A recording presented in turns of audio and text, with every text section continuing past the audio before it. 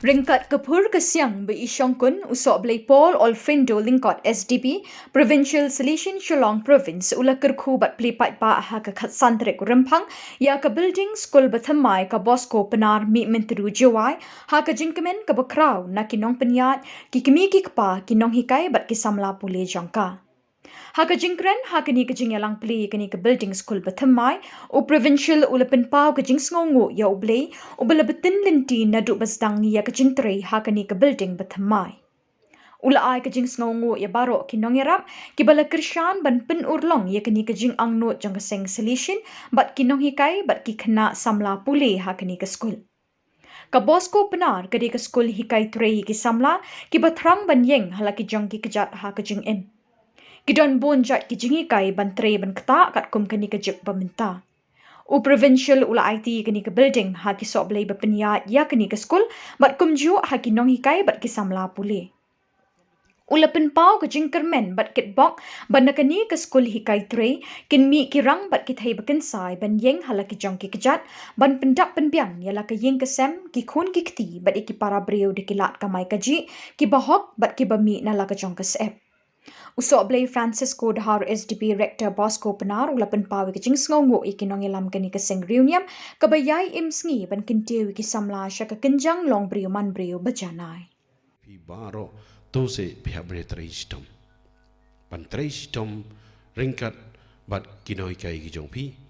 Ba kinohikai ru ki haban pentwit susu irade. Katakin ke bang maki kinohikai ru. Mdai ban hun tang iwei.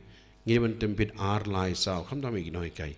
Bagi Khynnah ru, kuma lightly south league ni bentuben.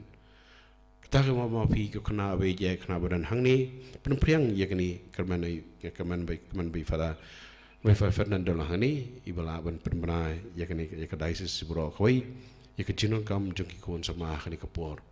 Ke mama pi hab ban yele ban trei sistem nak mda kini. So this is my wish to you, my dear people of the Gender Hills, that let us work together. Let us dream together.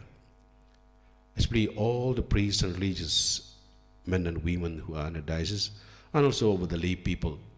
Let us work together for the good of the young people today. And this is really the need of the hour, where young people need to be skilled. This is the need of the hour.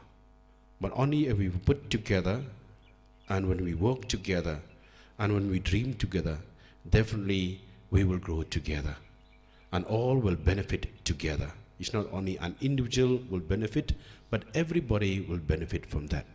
So this is my wish to all of you. I would like to thank the community here and the leadership of Father Francis and all the teachers, the students who perform the different items. Thank you very much.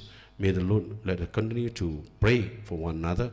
Let's pray to Don Bosco, that his dream may come true, or let his dream be more and more to grow in the world, and so in India, particularly here in the northeast India.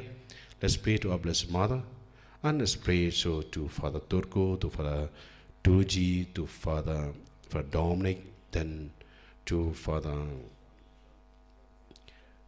John Kongla, who are now in heaven, that he may continue to intercede Bosco Pnar and to intercede the whole diocese of Jowai. Thank you. May the Lord bless you all.